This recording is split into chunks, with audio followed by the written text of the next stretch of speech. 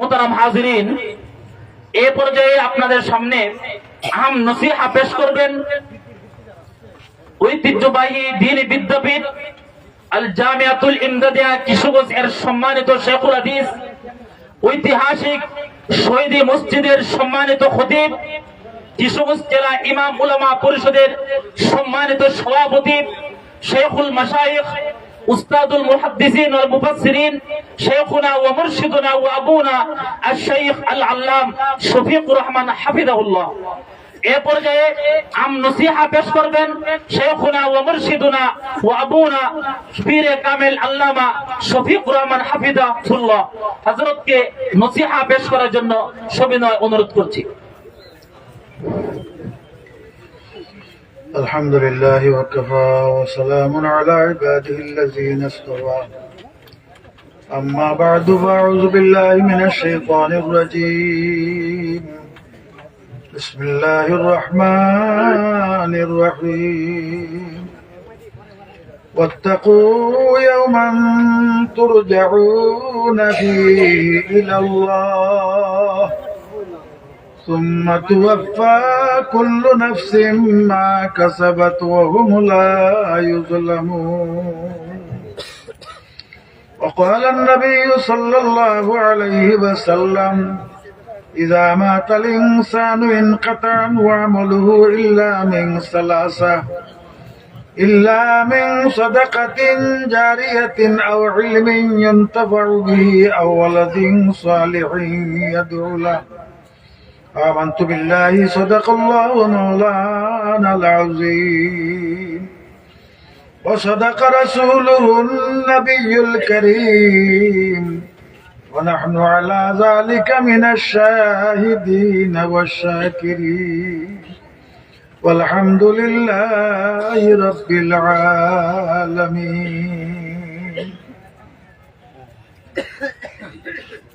অধ্যকার এই মুবারক মাহফিলের সম্মানিত সভাপতি, মুআজ্জাজ উলামায়ে কেরাম, উপস্থিত ধর্মপ্রাণ মুসলমান ভাইয়েরা, পর্দার অন্তরালে বসে কথা শুনছেন আমার মা বোনেরা। তো অসুস্থ মানুষ, লম্বা কোনো কথা বলতে পারবো না, কয়েক মিনিট দু চারটা কথা বলবো। কে কে মনোযোগ দিয়ে শুনতে রাজি আছেন? সবাই মনোযোগ দিয়ে শুনতে রাজি? ওই কয়েক মিনিটই আমি কথা বলবো, কান পেতে কথাগুলি শোনার চেষ্টা করবেন। আমরা এই দুনিয়াতে যে আছি এটা আমাদের আসল বাড়ি না। আমাদের আসল বাড়ি কোথায়? আমাদের বাবা আদম আলাইহিস সালামকে সৃষ্টি করে আল্লাহ তাআলা কোথায় রাখছিলেন? জান্নাতে। এটা হলো আমাদের প্রত্যেক মিরাস। এই প্রত্যেক মিরাসের যোগ্যতা অর্জন করার জন্য, পাতেও সঞ্চয় করার জন্য অল্প কিছু সময়ের জন্য আল্লাহ তাআলা আমাদেরকে দুনিয়াতে পাঠাইছেন। দুনিয়ার আকর্ষণে মানুষ আকৃষ্ট হয়ে তার আসল ঠিকানা ভুলে যাইতে পারে, আর এই আসল ঠিকানার পাতেও সঞ্চয় না করতে পারে। এই জন্য আল্লাহ তাআলা কোরআনে পাকে বিভিন্ন আয়াতে মানুষকে সতর্ক করছেন।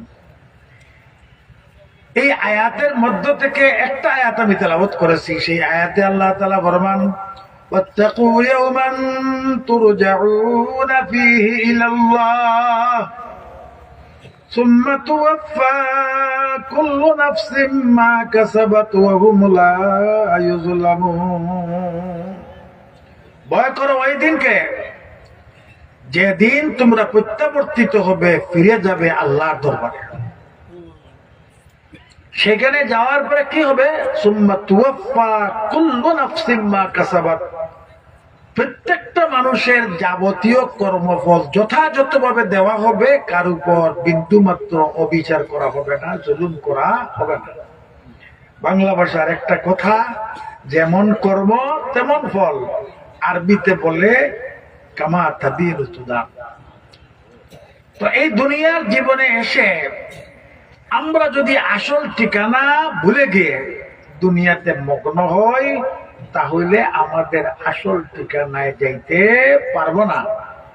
আমাদের ঠিকানা হয়ে যাবে আমাদের শত্রু শয়তানের যে ঠিকানা, সেটা।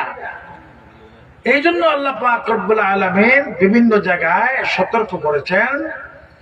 তো আমি আপনাদের সামনে ছোট্ট একটা ঘটনা বলবো, যে যাদেরকে আল্লাহ তাআলা দ্বীনের সমাজ দান করছিলেন তারা কেমন ভূমিকা নিছেন, এই বিষয়টা খুব মনের কান দিয়ে আপনারা শুনবেন। কয়েক বছর আগে দেওয়ানার পীর সাহেবের মাদ্রাসার মাহফিলে গেলাম। মাহফিলে আসার আগে যেখানে আমার বিশ্রামের জন্য দেওয়া হইল, সেখানে দেখলাম একটা কিতাব হাতে নিয়ে দেখলাম দুনিয়ার বিখ্যাত একজন আলেমের লেখা। পড়লাম তো দেখলাম উনি ওনার বাল্যকালের কথা লেখছেন। আপনার দান কেন, আমি তো বলছি কয়েক মিনিট কথা বলবো, একটু বসাবো। তো দুনিয়া বিখ্যাত একজন আলেম ওনার বাল্যকালের কথা লেখছেন, যে ওনার আব্বা একজন প্রতিষ্ঠিত মানুষ ছিলেন, কিন্তু উনি তাকে মাদ্রাসায় ভর্তি করে দিলেন। সেই সময়টা ছিল ব্রিটিশ আমল। এখনকার যুগেও যদি কেউ ছেলেকে মাদ্রাসায় ভর্তি করে, তাহলে তার শিক্ষিত আত্মীয় স্বজনরা, প্রতিষ্ঠিত আত্মীয় স্বজনরা, হ্যাঁ, এরা বর্ষনা দিতে থাকে বলে আর কাম পাইলেন না, মাদ্রাসায় ছেলে ভর্তি করে দিয়েছেন, কোরআন শরীফ পড়লে কি হবে, এত কোনো সার্টিফিকেট পাবে না, সরকারি সুযোগ সুবিধা পাবে না, এ খাবে কি, এত জাতির বোঝা হবে, এইসব কথা বলে কি বলে না? তখনকার সময় তো ব্রিটিশ আমল, কাজেই ওনার আত্মীয় স্বজন সবাই বিগড়ে গেল এবং ওনাকে যা বলার তাই বলতেছে। উনি তো বড় মানুষ ছিলেন, এই জন্য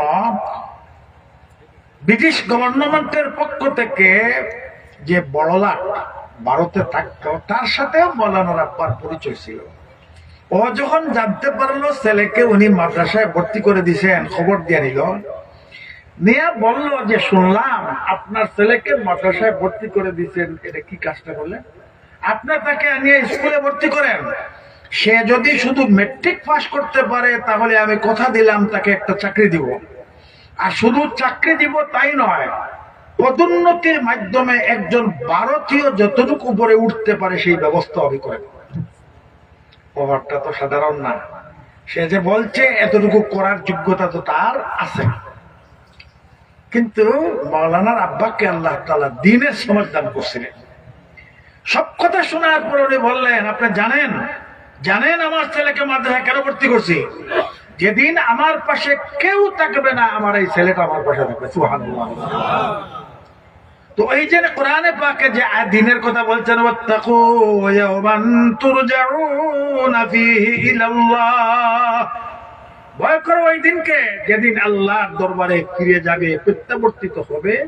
সেই দিনটা কেমন ভয়াবহ হবে। হাদিস শরীফে আছে, মাথার উপর সূর্য থাকবে, শরীরের ঘাম বের হয়ে কানের লতি বরাবর হয়ে যাবে, নিজের ভাই, নিজের মা, নিজের বাবা, নিজের জীবন সঙ্গিনী কেউ আপনার পাশে থাকবে না। সবার একটা কথা, ইয়া রব্বি নাফসি, হে আল্লাহ বাঁচাও। তো ওই দিনের জন্য আপনার একজন সাহায্যকারীর প্রয়োজন। এই সাহায্যকারী বানানোর জন্য মৌলানা সবার বিপরীত স্রোতের দিকে চলছেন, ছেলেকে মাদ্রাসায় দিছেন। উনি যে কাজটা করলেন এর ফলাফলটা কি, এই কথা বলেই আমার কথা শেষ করছি।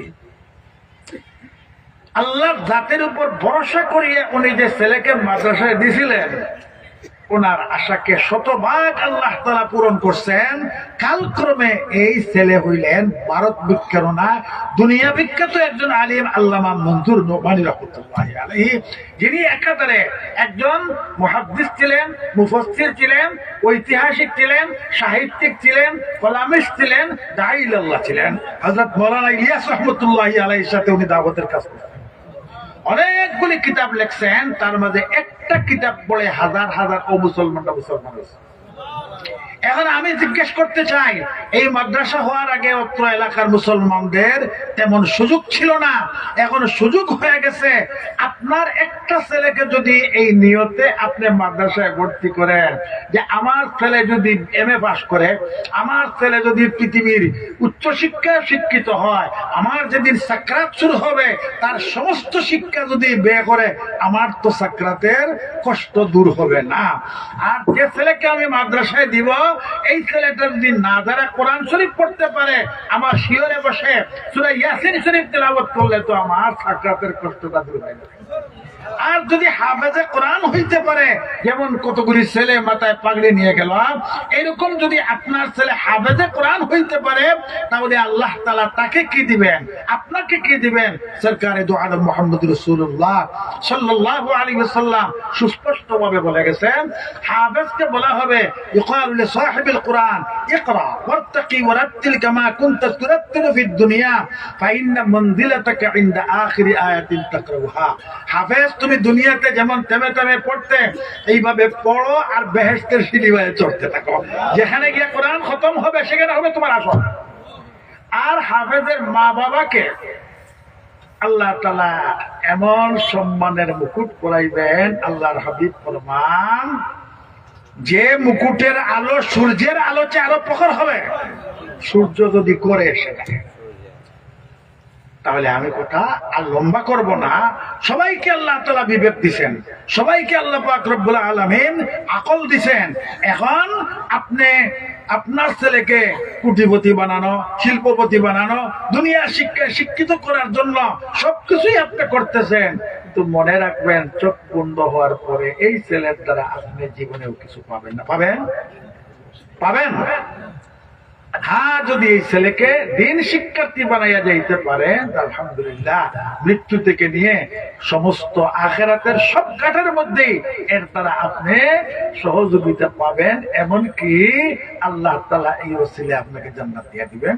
ওয়া আখিরু দাওয়ানা আনিল হামদুলিল্লাহি রাব্বিল আলামিন ওয়াসসালাতু ওয়াসসালামু আলা সাইয়্যিদিল আমবিয়া ওয়াল মুরসালিন ওয়া আলা আলিহি ওয়া সাহবিহি আজমাইন। আসসালামু আলাইকুম ওয়া রাহমাতুল্লাহি ওয়া বারাকাতুহু।